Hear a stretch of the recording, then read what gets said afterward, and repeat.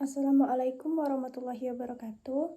Perkenalkan, saya Amelia Rosa dengan NIM B1B1226071, Program Studi Ilmu Pemerintahan, Fakultas Hukum Universitas Jambi. Nah, di sini saya akan sedikit menjelaskan mengenai tata kelola keuangan pemerintahan, pengelolaan keuangan negara Indonesia. Video ini dibuat untuk memenuhi tugas mata kuliah Tata Kelola Keuangan Pemerintahan dengan dosen pengampu Bapak Alfa Biriansyah, SIP, MIP. Yang pertama itu keuangan negara dalam undang-undang. Berdasarkan Undang-Undang Nomor 17 Tahun 2003, keuangan negara didefinisikan sebagai semua hak dan kewajiban negara yang dinilai dengan uang serta segala sesuatu baik berupa uang maupun berupa barang yang dijadikan milik negara berhubungan dengan pelaksanaan hak dan kewajiban tersebut. Pasal 1 butir 1. Nah, untuk perencanaan pengelolaan keuangan negara itu ada RPJP, yaitu rencana pembangunan jangka panjang yang merupakan perencanaan makropolitis berwawasan 20 tahun dan memuat visi, misi, dan arah pembangunan jangka panjang yang selanjutnya dapat digunakan sebagai pedoman penyusunan rencana pembangunan jangka menengah daerah atau RPJM setiap 5 tahun sekali. Kemudian ada RPJM yang merupakan rencana pembangunan jangka menengah daerah.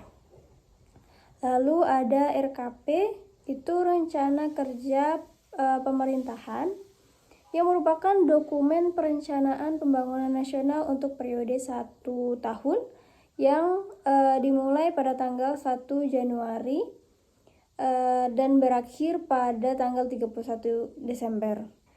Lalu ada KUA, dokumen yang disusun oleh sekretaris desa dan disampaikan kepada kepala daerah sebagai acuan awal dalam penyusunan APBD.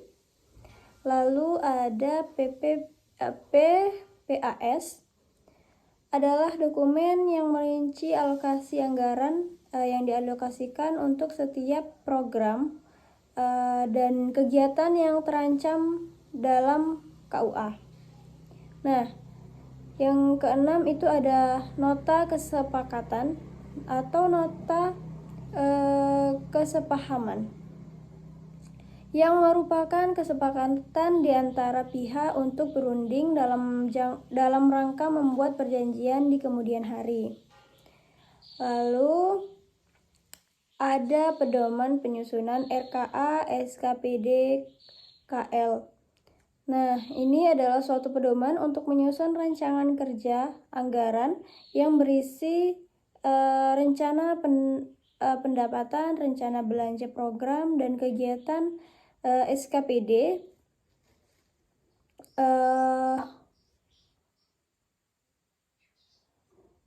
Lalu ada RKA SKPD.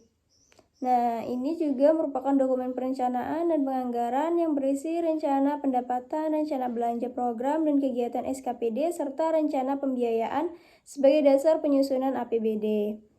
Lalu ada RAPBN, itu rancangan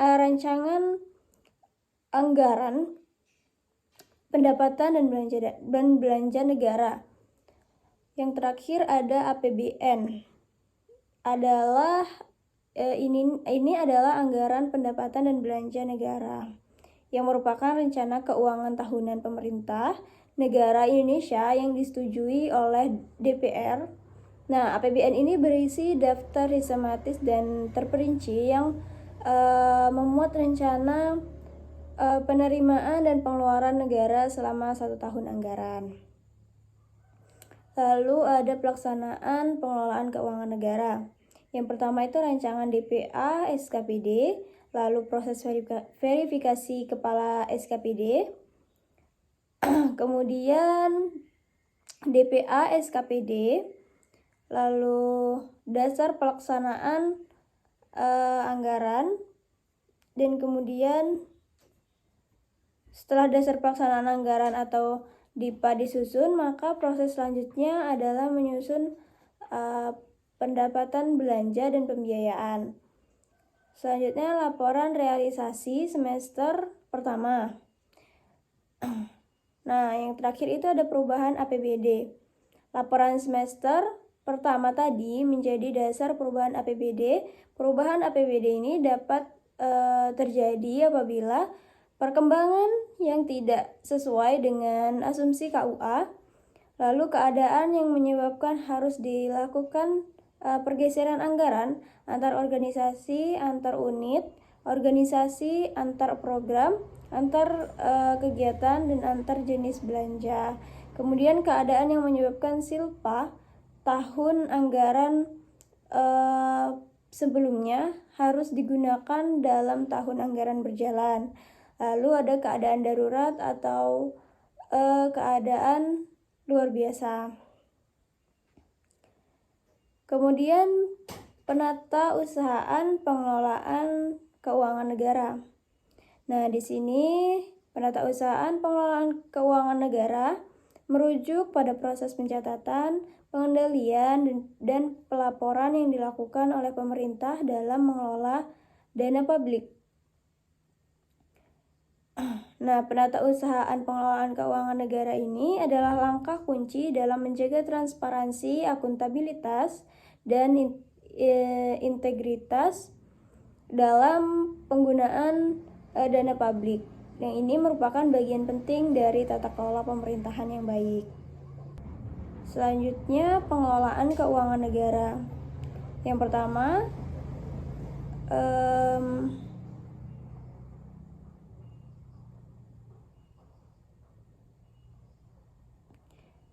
transparansi, akuntabilitas, pengawasan, dan penegakan hukum.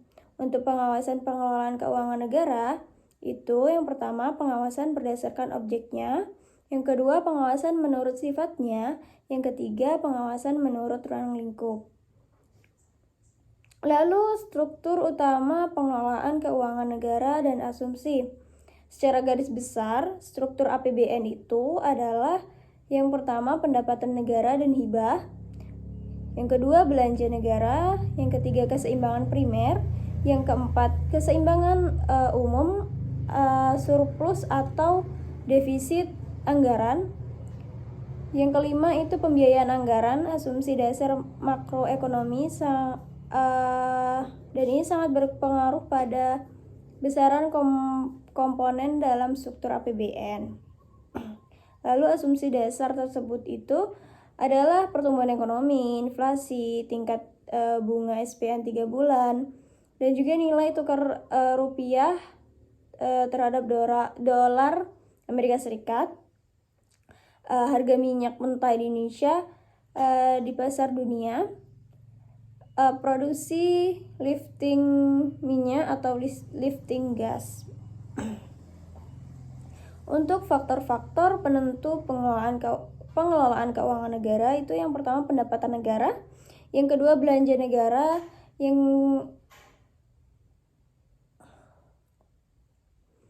ketiga itu pembiayaan. Pajak sebagai sumber utama penerimaan negara. Penggunaan pajak dimulai dari belanja pegawai sampai dengan pembiayaan berbagai proyek pembangunan seperti pembangunan sarana umum seperti jalan, jembatan, sekolah, rumah sakit atau puskesmas, dan juga kantor polisi itu dibiayai dari pajak pembangunan infrastruktur, biaya pendidikan, biaya kesehatan, subsidi bahan bakar minyak atau BBM, gaji pegawai negeri, dan pembangunan fasilitas publik, semua dibiayai dari pajak. Semakin banyak pajak yang dipungut, maka semakin banyak fasilitas dan infrastruktur yang dibangun. Nah, di sini ada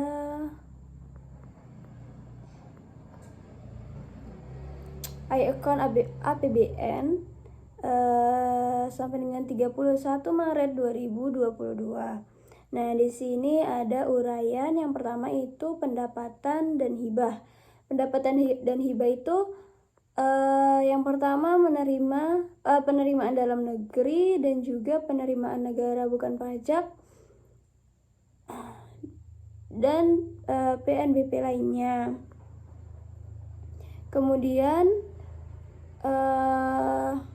ada belanja negara. Yang pertama itu belanja pemerintah pusat seperti belanja pegawai, belanja barang, belanja modal. Lalu ada transfer ke daerah dan dana desa. Yang pertama itu ada transfer ke daerah seperti dana perimbangan, dan juga ada dana transfer khusus itu dana alokasi khusus fisik dan juga dana alokasi khusus non fisik. Lalu ada dana desa. Ada lagi keseimbangan primer dan juga surplus atau defisit anggaran. Lalu pengelolaan keuangan negara. Di bagian di sini ada perencanaan, pelaksanaan, penatausahaan, pertanggungjawaban, dan pengawasan. Nah, di perencanaan ini ada yang pertama RPJP, RPJPD, dan lalu RPJMD, RKPD, KUA. Setelah itu ke PPAS, lalu nota kesepakatan, pedoman penyusunan RKA-SKPD KL, RKA-SKPD KL turun ke RAPBN dan APBN daerah, APBND. Bisa dilihat di sini di bagian pelaksanaan, penatausahaan, pertanggungjawaban, dan pengawasan.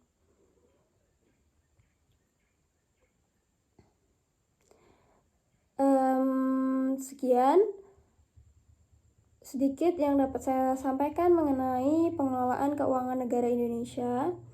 Jika terdapat banyak kesalahan, saya mohon maaf. Saya akhiri. Wassalamualaikum warahmatullahi wabarakatuh.